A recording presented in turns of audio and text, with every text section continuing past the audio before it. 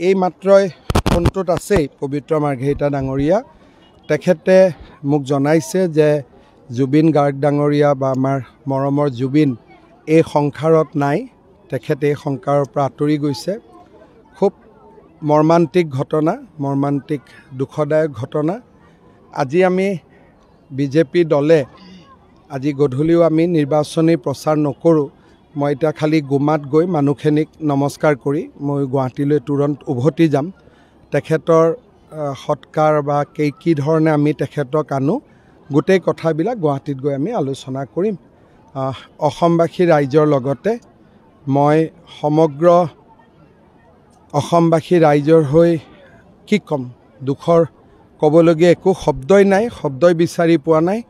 এটা মৰ্মান্তিক ঘটনা, জাতিৰ অপূৰণীয় ক্ষতি, জাতিৰ এটা অমূল্য সম্পদ আমি হেৰুৱাই পেলালোঁ।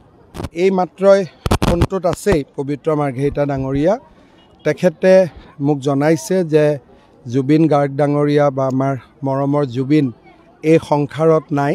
তেখেতে এই সংসাৰৰ পৰা আঁতৰি গৈছে। খুব মৰ্মান্তিক ঘটনা, মৰ্মান্তিক দুখদায়ক ঘটনা। আজি আমি বিজেপি দলে আজি গধূলিও আমি নিৰ্বাচনী প্ৰচাৰ নকৰোঁ। মই এতিয়া খালি গুমাত গৈ মানুহখিনিক নমস্কাৰ কৰি মই গুৱাহাটীলৈ তুৰন্ত উভতি যাম। তেখেতৰ সৎকাৰ বা কি ধৰণে আমি তেখেতক আনো গোটেই কথাবিলাক গুৱাহাটীত গৈ আমি আলোচনা কৰিম। অসমবাসী ৰাইজৰ লগতে মই সমগ্ৰ অসমবাসী ৰাইজৰ হৈ কি ক'ম, দুখৰ ক'বলগীয়া একো শব্দই নাই, শব্দই বিচাৰি পোৱা নাই। এটা মৰ্মান্তিক ঘটনা, জাতিৰ অপূৰণীয় ক্ষতি, জাতিৰ এটা অমূল্য সম্পদ আমি হেৰুৱাই পেলালোঁ। এই মাত্ৰই ফোনটোত আছেই পবিত্ৰ মাৰ্ঘেৰিটা ডাঙৰীয়া তেখেতে মোক জনাইছে যে জুবিন গাৰ্গ ডাঙৰীয়া বা আমাৰ মৰমৰ জুবিন এই সংসাৰত নাই। তেখেতে এই সংসাৰৰ পৰা আঁতৰি গৈছে। খুব মৰ্মান্তিক ঘটনা, মৰ্মান্তিক দুখদায়ক ঘটনা। আজি আমি বিজেপি দলে আজি গধূলিও আমি নিৰ্বাচনী প্ৰচাৰ নকৰোঁ।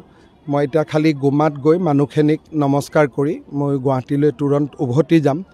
তেখেতৰ সৎকাৰ বা কি ধৰণে আমি তেখেতক আনো গোটেই কথাবিলাক গুৱাহাটীত গৈ আমি আলোচনা কৰিম। অসমবাসী ৰাইজৰ লগতে মই সমগ্ৰ অসমবাসী ৰাইজৰ হৈ কি ক'ম, দুখৰ ক'বলগীয়া একো শব্দই নাই, শব্দই বিচাৰি পোৱা নাই। এটা মৰ্মান্তিক ঘটনা, জাতিৰ অপূৰণীয় ক্ষতি, জাতিৰ এটা অমূল্য সম্পদ আমি হেৰুৱাই পেলালোঁ। এই মাত্ৰই ফোনটোত আছেই পবিত্ৰ মাৰ্ঘেৰিটা ডাঙৰীয়া তেখেতে মোক জনাইছে যে জুবিন গাৰ্গ ডাঙৰীয়া বা আমাৰ মৰমৰ জুবিন এই সংসাৰত নাই। তেখেতে এই সংসাৰৰ পৰা আঁতৰি গৈছে।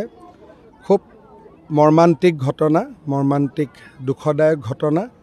আজি আমি বিজেপি দলে আজি গধূলিও আমি নিৰ্বাচনী প্ৰচাৰ নকৰোঁ।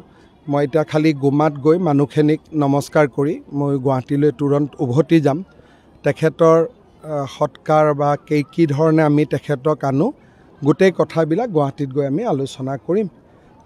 অসমবাসী ৰাইজৰ লগতে মই সমগ্ৰ অসমবাসী ৰাইজৰ হৈ কি ক'ম, দুখৰ ক'বলগীয়া একো শব্দই নাই, শব্দই বিচাৰি পোৱা নাই।